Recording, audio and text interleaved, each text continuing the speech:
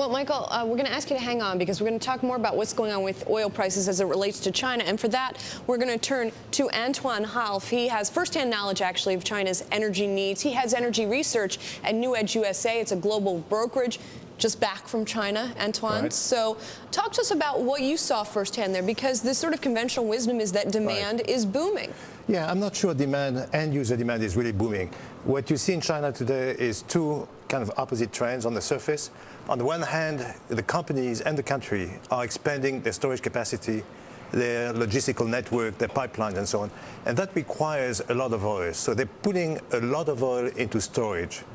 At the same time, they're completely committed and very actively into achieving efficiency improvements. So they're trying to save energy. They're developing alternative sources of energy. It's the fastest growing wind market in the world. It's a major solar electricity market. And they're very, very serious about achieving very aggressive savings targets that they have articulated in the policy and that they're continuously tightening further. So this is very much a reality on the ground. But when you have a population of the size of China's, isn't there enough room for ample oil demand at the same time that you have alternative energies? Yes, I think what they're going to do is that they will increase their energy consumption. They're probably the largest consumer of energy altogether today. The IEA expected them to become so around 2010, but given the contraction in OECD economies this year, it's quite likely that they became the number one consumer of energy. And their consumption is likely to grow, but at the same time, they have massive room for efficiency improvements, just like happened in industrialized economies after World War II, for instance. They expanded, and their energy consumption expanded dramatically, and then they tightened very, very aggressively as they realize efficiency improvements. So those efficiency improvements are coming down the pipeline in China. So the very strong demand that we see recently, high crude imports, very high apparent demand numbers, don't necessarily translate into actual growth in end-user demand. A lot of it is oil that's becoming sterilized, that goes into storage.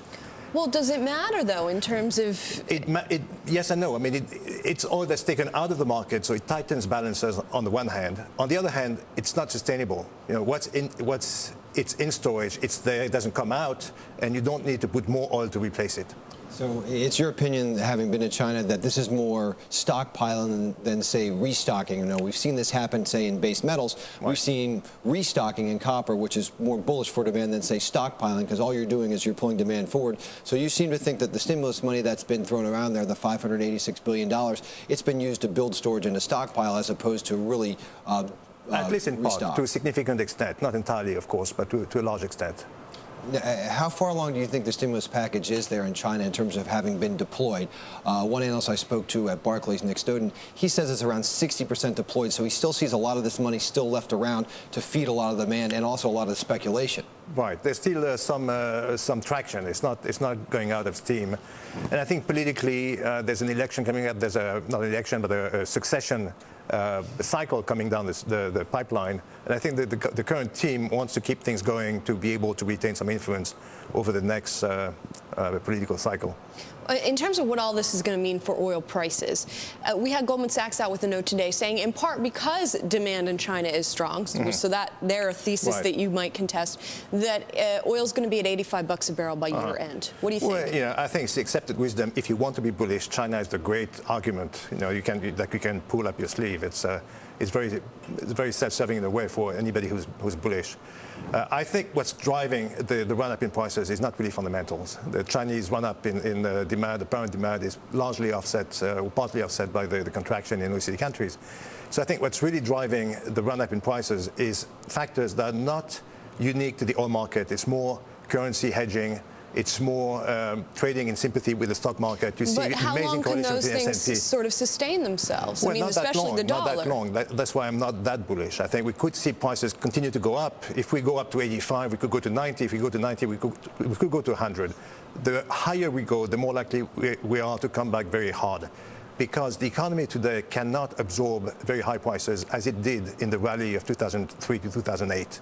You know, the IEA, for instance, has been crying wolf about the adverse effect of oil prices on the economy for years. But yeah, as I like to say, the boy who cried wolf was wrong about the timing, not about the wolf.